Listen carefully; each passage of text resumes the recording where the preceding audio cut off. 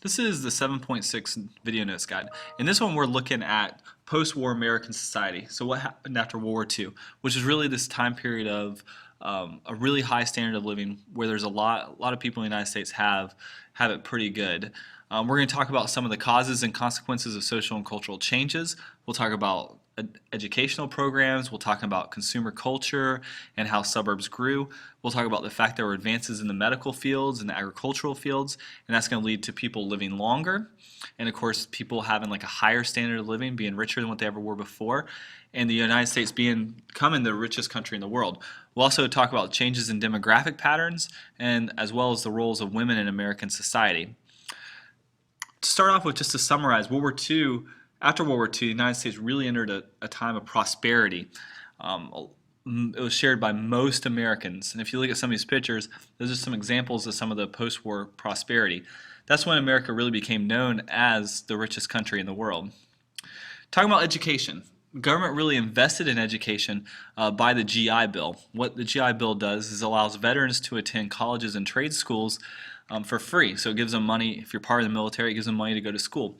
What that's going to do is it's going to allow more people to go to colleges and allow more people to have a higher degree, and therefore they're able to get skilled jobs as opposed to unskilled jobs. And so that's kind of the transition into white collar work as opposed to blue collar.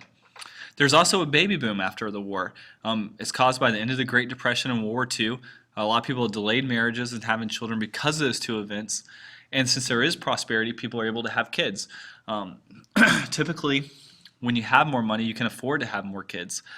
So what then happens is there's an increase in the number of school-age children, which then causes the country to have to build more and more schools. And you can see here are some of the birth rate numbers. This is a generation known as the baby boomers, particularly the part in red on the first chart, just the number of babies that are being born, and it's significantly higher. And that's one reason why our economy is kind of strained today, is because all those baby boomers are getting to actually getting past retirement age now.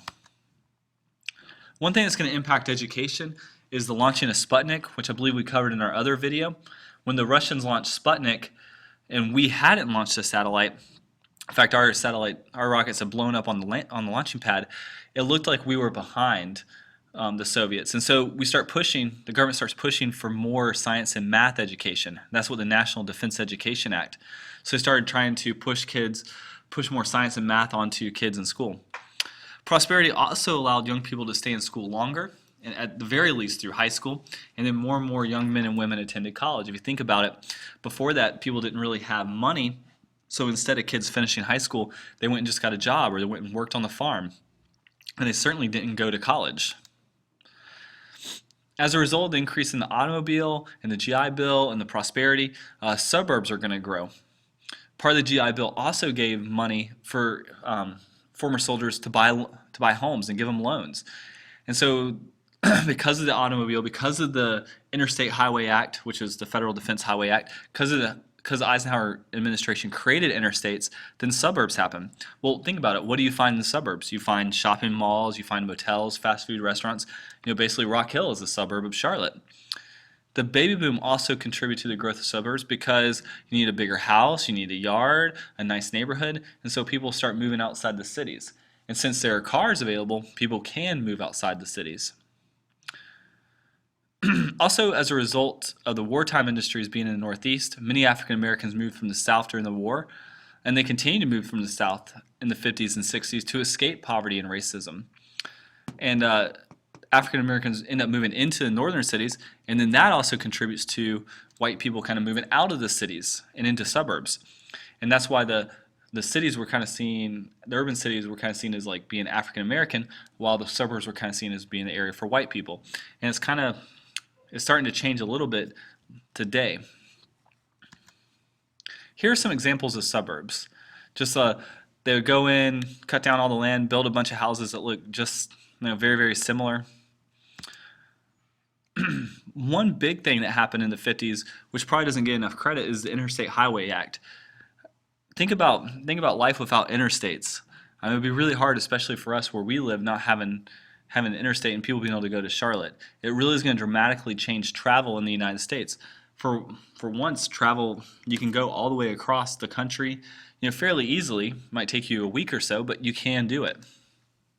Because of interstates, you start having chain restaurants and chain stores pop up, like for instance, like Sears, or by today's standards, Walmart. McDonald's is a good example. Remember, during the war, they had been rationing, and so after the war, there's all this pent-up demand for consumer goods that they couldn't have during the Depression, they couldn't have during the war. So people want to go out and buy all these new consumer cultures. And think about all the kids that are being born, with the baby boom happening.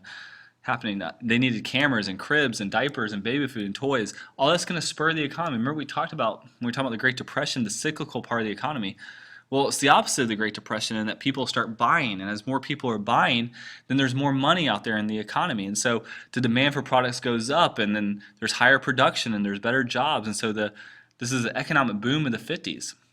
Not only that, you have the Cold War going on, where the government's spending lots of money on weapon systems, they're spending lots of money on defense industry, and there's also desire to get more people in those high-paying type jobs, and so they're helping pay for that.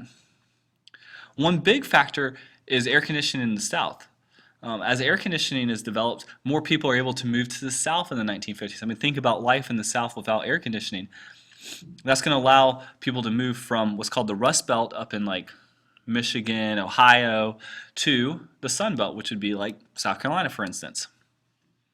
And there's also this can't be looked over, Americans had the highest standard of living by the end of the 1950s in the world. That means the U.S. was the richest country, really the richest country in the world by the end of the 1950s. There were more jobs in white-collar occupations. That means jobs like clerical, professional, managerial positions in sales, advertising, insurance, and communications, rather than your traditional blue-collar jobs, which would be like your manufacturing jobs, your jobs that you typically work using your hands. And that's going to lead to a larger middle class with these white-collar jobs. And this middle class has more money to spend. Businesses are going to offer more products to buy. And advertising is going to really take off. I mean, think about like billboards along the highways. And then the big one is television. Everyone starts getting televisions in the 1950s. And again, credit pops up again in the form of credit cards. The first credit cards were introduced in the 1950s. It's called the Diners Club card, which resulted in a rising consumer debt. It's like the 1920s, but it doesn't have the same depression right afterwards. Here's some examples of advertisements during the time. You can see like some TVs, cameras, and so on. Talking about the health of Americans.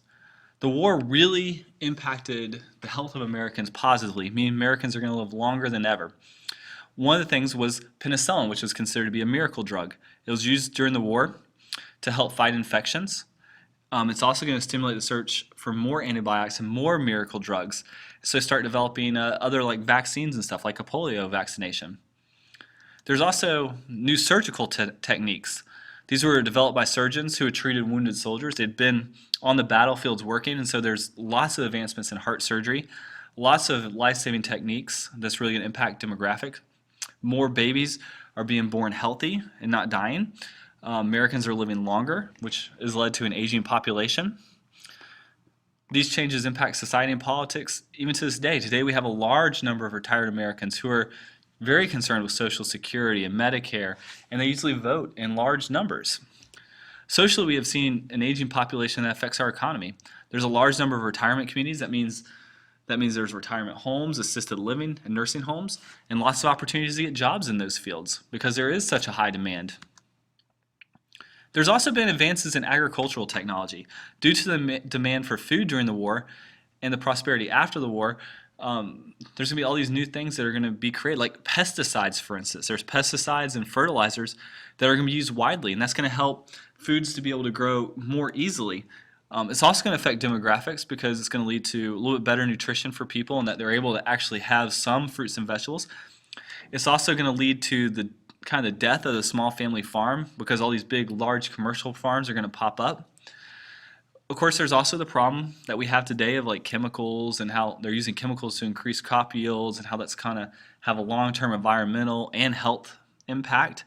And so there's a lot of issues that come along with that. But initially, pesticides and fertilizers are used to really improve agriculture and create a lot more products. Here are just some examples of increases in the medical field, like I was talking about earlier. Along with all these things comes the women's rights movement. Remember, women had gotten jobs during World War II.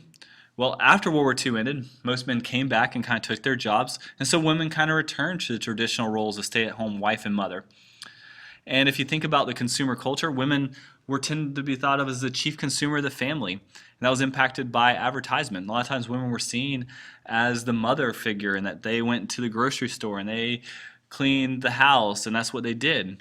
And that was really glorified in TV and print. If you watch any shows from the 50s, like Leave It to Beaver, or Father Knows Best, or I Love Lucy, that's what they were. They were traditional wives and mothers. Or if you even watch some recent movies that kind of go over that time period, like The Help, for instance, that's what's shown.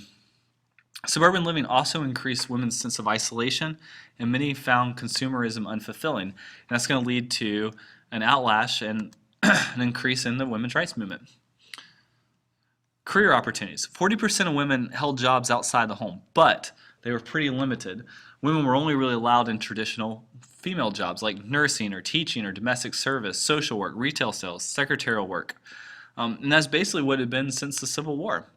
Few women really got promotions, and very few were managers. And then even their pay was still a fraction of men's. If you even see it today, that's still the case. Women still don't get paid nearly as much as men. And there's still talk about a glass ceiling where women can't be promoted to a certain point. As more women graduate college, they become frustrated because they can't find advanced jobs that match their skills.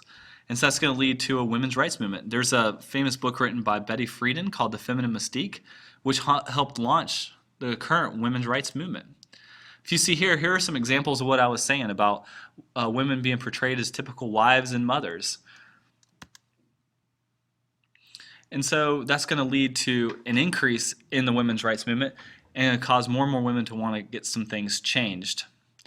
And of course, that's going to really coincide a lot with the civil rights movement as well. They're not the same movement by any means, but it's going to be two examples of groups who got rights during the war, got opportunities during the war, and then lost those opportunities after the war. And so they're going to want those.